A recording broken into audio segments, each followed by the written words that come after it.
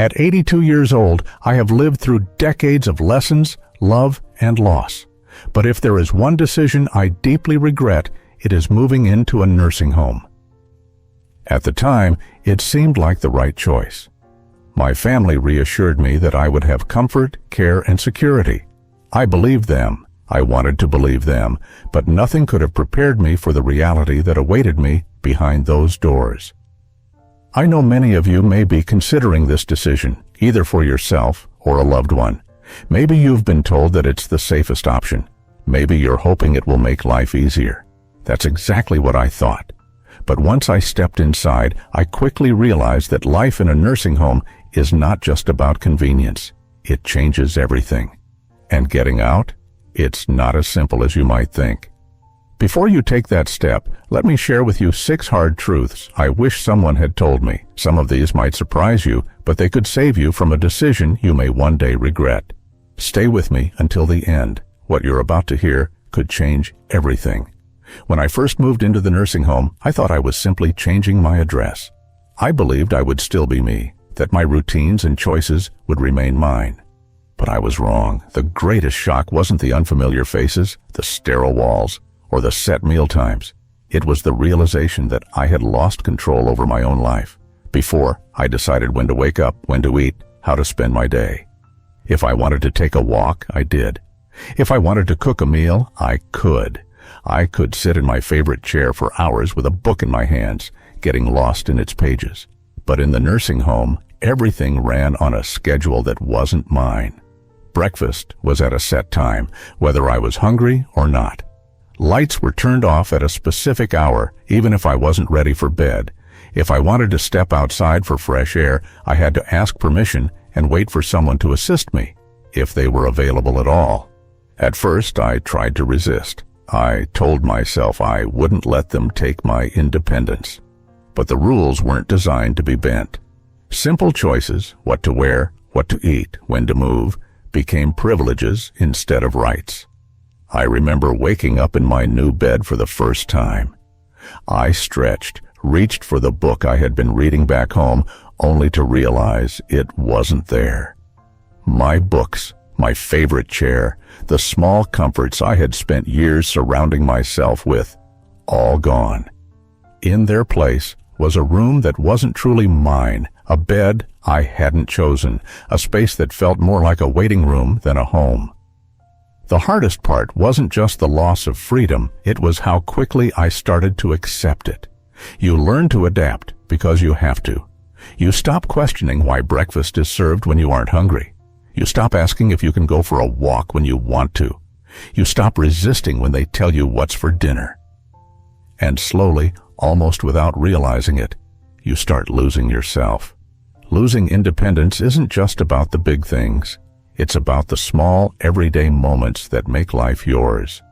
The ability to sit in your own kitchen, feeling the warmth of a cup of coffee in your hands. The freedom to decide, on a whim, to step outside and breathe in the morning air. The simple act of choosing what to do with your day. These are the things that give life meaning. And once they are taken from you, you miss them more than you ever thought possible. If you are considering a nursing home, ask yourself this: are you truly ready to give up the small freedoms that make your life your own? Because once they are gone, getting them back is almost impossible. At first, my family visited often. My daughter would come by every week, and my grandchildren would drop in on the weekends, their laughter filling the empty hallways, making this place feel a little less lonely. For a while, I felt reassured. I told myself I wasn't forgotten, that I still had a place in their lives. But as the weeks turned into months, the visits became less frequent. My daughter started calling instead of coming. My grandchildren got busy with school, work, their own lives. And slowly, I realized that the world outside was moving on without me. Holidays were the hardest. Thanksgiving, Christmas, birthdays. I spent them sitting in the common room, watching the door, hoping today would be the day someone remembered me. I wasn't alone in this. I saw it in the eyes of other residents too, the quiet way they watched the clock, the way their faces lit up whenever someone entered the room, only to fall in disappointment when it wasn't the person they were hoping for. It wasn't that my family stopped loving me. Life simply got in the way. When you're not around every day, it's easy for people to assume you're fine, that you're adjusting, that you don't need as much attention. But the truth is, the longer you're here, the easier it is for people to forget just how much you still need them. I remember one evening, sitting in my room holding my phone, debating whether to call my son. I didn't want to be a burden. I didn't want to remind him that I was here, waiting for a visit that might never come. So I put the phone down, and that's when it hit me. This was my life now. Watching the days pass, hoping someone would remember to include me. Being forgotten isn't just about the absence of visits. It's about the slow fading of your place in the lives of the people you love, the inside jokes you no longer understand, the family gatherings you only hear about after they've happened, the decisions made without you because, after all, you're not really there anymore. If you're thinking about moving into a nursing home, ask yourself this: are you prepared for the loneliness? Because no matter how much your family loves you, once you're out of sight, it's easier than you think to become out of mind. At first, I thought moving into a nursing home simply meant changing where I lived. I didn't realize it would also change why I lived. Back home, I had a reason to wake up in the morning. My days had rhythm, filled with small responsibilities that made life feel meaningful. Even the most ordinary tasks, watering my plants, brewing my morning coffee, straightening up the house, gave me a sense of purpose. But here, those little rituals disappeared. Meals were prepared for me, laundry was done by someone else, and there was nothing left that needed my attention. At first, I told myself it was a relief. No more chores, no more responsibilities. But soon, I realized that without them, my days stretched out endlessly, empty, and without direction. I wasn't the only one who felt this way.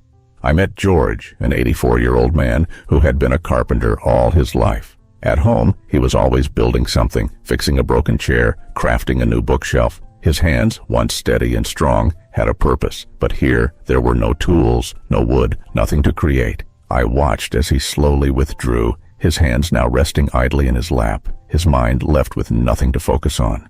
One day, he looked at me and said, "I feel useless." And I knew exactly what he meant. Purpose isn't just about having something to do, it's about feeling like you matter. When you no longer have something to care for, something to work toward, life begins to lose its meaning.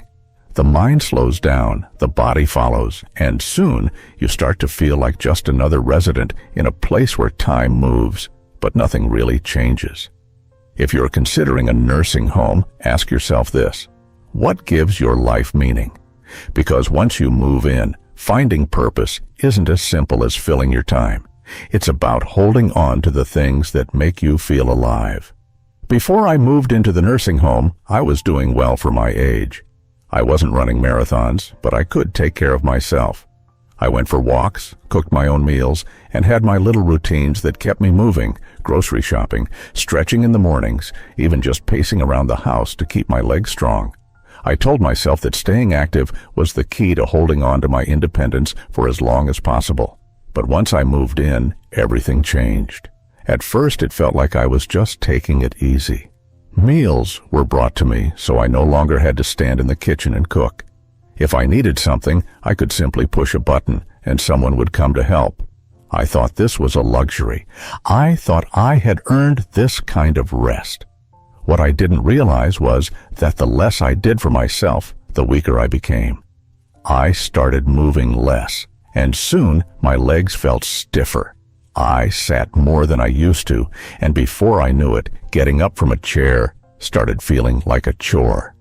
The muscles I had spent years maintaining disappeared faster than I ever expected, and it wasn't just me. I saw it happening all around me. People who walked in on their own 2 feet were suddenly relying on wheelchairs. People who had been independent just months before now needed assistance for even the simplest tasks. The more help we were given, the more we seemed to need it. I remember Alice, an 81-year-old woman who was full of energy when she first arrived. She used to take daily walks around the facility, insisting that she wasn't going to slow down just because of her age. But after a few months, I noticed she wasn't walking as much. Then she started using a walker, then a wheelchair. One day, she looked at me and said, I don't know when it happened, but I feel like I aged 10 years in just a few months. And that's exactly what it felt like. When you stop using your body, you start losing it. And in a nursing home, where everything is designed to make life easier, it's easy to forget that movement isn't just about convenience, it's about survival. If I had known how quickly I would lose my strength, I would have fought harder to keep moving, to stay active, to push myself even when I didn't feel like it. If you're considering a nursing home, ask yourself this: will you still have the motivation to keep your body strong when everything is set up to make life effortless? Because once you slow down, getting back up isn't as easy as you think. Back home, I had my own space. My bedroom was my sanctuary, a place where I could close the door and be alone with my thoughts. If I wanted peace, I could sit in my favorite chair, listening to the rain outside, or simply enjoying the quiet. Privacy was something I never had to think about. It was just there. But in a nursing home, privacy is a luxury you no longer own. From the moment I arrived, I felt like I was constantly being watched. Staff members came in and out of my room for scheduled checks. The door would open without warning, and sometimes, even when they knocked, they wouldn't wait for a response before stepping inside. It wasn't out of malice. They were just doing their jobs. But it didn't change the fact that I no longer had a space that was truly mine. Even the simplest things, getting dressed, taking a shower, using the restroom, became moments where I had to depend on someone else. I know they were there to help, but it's not easy to accept assistance for things you've done independently your entire life. There's a difference between needing help and having to rely on it, because that's how the system works. And then there were the roommates. Not everyone in a nursing home gets a private room. I was lucky to have a kind roommate, but I heard stories from others who weren't so fortunate. Some had roommates who were loud or unclean. Some had to share a room with someone whose cognitive issues made peaceful sleep impossible. It didn't matter how many personal belongings you brought with you. When you share a space with a stranger, it never truly feels like home. Losing privacy is hard. Losing dignity is even harder. When people start making decisions for you, when your daily routines are dictated by someone else's schedule, when you are spoken to like a patient instead of a person, something inside you begins to change. You start to feel less like yourself and more like just another name on a list. If you're considering a nursing home, ask yourself this: are you prepared to give up the privacy and control you've had your entire life? Because once it's gone, it's hard to get back. When I first moved into the nursing home, I told myself it was temporary. I thought I would give it a try, see how things went, and if I didn't like it, I could always leave.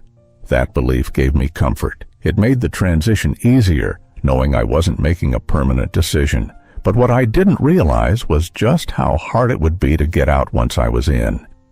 At first, the idea of leaving seemed simple. If I wasn't happy, I could just go back home. But home wasn't the same anymore.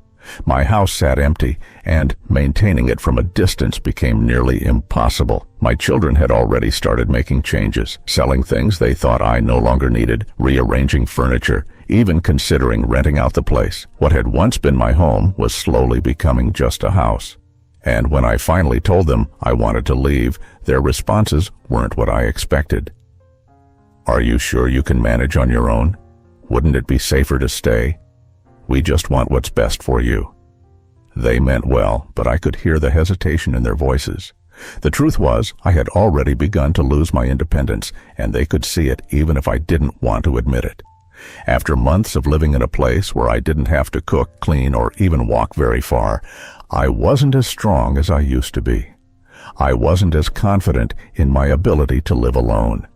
And that fear kept me stuck. I met others who had the same experience. They thought they were just trying the nursing home for a little while, only to realize that leaving wasn't as easy as they had imagined. The longer you stay, the harder it becomes to adjust to life outside. Some people even lost the option entirely. Once their home was sold, or their savings were drained by the cost of care, there was no going back. That's the part nobody tells you. Moving in feels like a decision you can reverse, but for most people, it isn't. The nursing home slowly becomes your whole world, and before you know it, the life you once knew starts feeling like a distant memory. If you're considering a nursing home, ask yourself this: are you prepared for the possibility that once you go in, leaving might not be as simple as you think? Because once you settle in, the barriers to leaving, whether financial, physical, or emotional, can be harder to overcome than you expect. Looking back, I don't regret growing older, but I do regret believing that a nursing home was my only option. I walked in expecting comfort, security, and a better quality of life. What I found instead was a place that slowly stripped away my independence, my privacy, my purpose, and even my sense of self. That doesn't mean nursing homes are all bad. Some people truly need the care they provide. But before you make this decision, ask yourself, is this really what's best for you, or is it just what seems easiest right now? Because once you step through those doors, life will never be the same. If I could do it over, I would have fought harder to stay in my own home. I would have explored more ways to get help without giving up my freedom. I would have made sure I truly needed to be there before making such a permanent move. Your life, your routines, your choices, your independence is worth holding on to for as long as possible. If this message resonated with you, share it with someone who needs to hear it. Because the decision you make today could change everything about your tomorrow.